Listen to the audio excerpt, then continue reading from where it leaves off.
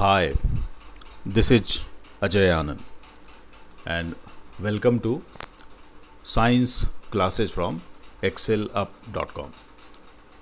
इस लेसन में आप रूट के हिस्टोलॉजी के बारे में पढ़ेंगे, यानी रूट में कौन से सेल्स होते हैं, टिश्यूज होते हैं, उसके बारे में आप पढ़ेंगे। यहाँ पर दो डायग्राम हैं। पहले डायग्राम में डाइकॉट रूट का ट्रांसफर सेक्शन दिखाया गया है और दूसरे डायग्राम में मोनोकॉट रूट का ट्रांसफर सेक्शन है। दिखने में काफ़ी कॉम्प्लेक्स डायग्राम लगता है और ज़्यादातर जो स्टूडेंट्स होते हैं उन्हें समझने में या डायग्राम बनाने में बहुत तकलीफ़ होती है। तो यहाँ पर मैंने कई कलर यूज करके इसको ज़्यादा सिंपल बनाने की कोशिश की है, तो शायद समझने में ज़्यादा सहूलियत होगी। तो पहले डाइकॉट रूट से देखते हैं। दोनों का स्ट्रक्चर मोर और लेस सेम होता है विथ सर्टेन डिफरेंसेस। तो सबसे ऊपर है एपिडर्मिस, उसके बाद आता है कॉर्टेक्स, फिर एंडोडर्मिस, उसके बाद पेरिसाइकल और फिर अंत में वैस्कुलर बंडल और सेंटर में पिथ होता है। यहाँ भी वही है, एपिडर्मिस है, कॉर्टेक्स है, एंडोडर्मिस है, पेरिसाइकल है, फिर वैस्कुलर बंडल और बीच में पिथ है। ठीक है, तो एपिडर्मिस जैसा कि आपने एपिडर्मल टिश्यू सिस्टम में पढ़ा होगा कि उसमें सेल्स का सिंगल लेयर होता है और चूँकि रूट की एपिडर्मिस है तो बीच बीच में रूट हेयर्स होते हैं। डाइकॉट रूट में रूट हेयर्स ज़्यादा संख्या में होंगे और मोनोकॉट रूट में रूट हेयर्स का नंबर कम होता है। एपिडर्मिस के बाद आता है कॉर्टेक्स। कॉर्टेक्स में क्या होता है कि पैरेन्काइमेटस सेल्स होते हैं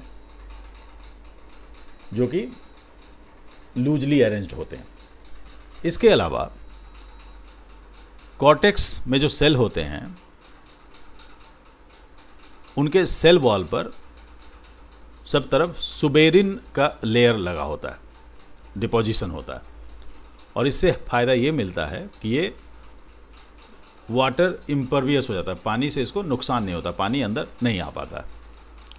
इसके बाद आता है एंडोडर्मिस। तो डाइकॉट रूट में एंडोडर्मिस को जो सेल होते हैं वो बैरल शेप्ड होते हैं, थोड़ा सिलिंड्रिकल टाइप के होंगे। इसके बाद एक पतली सी लेयर आती है, पैरेन्काइमा की होती है, उसको पेरिसाइकल कहते हैं। यहाँ पर पैरेन्काइमा का वॉल थोड़ा थिक होता है और इस पेरिसाइकल का काम है जब सेकेंडरी ग्रोथ होता है तो यहाँ से लैटरल रूट का और वैस्कुलर कैम्बियम का इनिशिएशन होता है, मतलब यहीं से उनका बनना शुरू होता है। ठीक है, बीच में पिथ होता है। अब ये जाइलम है, ये फ्लोएम है, तो आप देख सकते हैं रेडियल अरेंजमेंट है। पिथ जो है छोटा सा है। मोनोकॉट रूट में भी मोर और लेस सेम स्ट्रक्चर है। अब देखते हैं अंतर क्या है। पहला अंतर तो हो गया कि रूट हेयर्स की संख्या कम होती है कंपेयर टू डाइकॉट रूट। दूसरा अंतर होता है कि मोनोकॉट रूट में पिथ बड़ा होता है और जो वैस्कुलर बंडल होते हैं उनका नंबर ज़्यादा होता है। यहाँ पर आप देखेंगे बस कम है, 4 ही हैं, यहाँ पर उससे कहीं ज़्यादा है।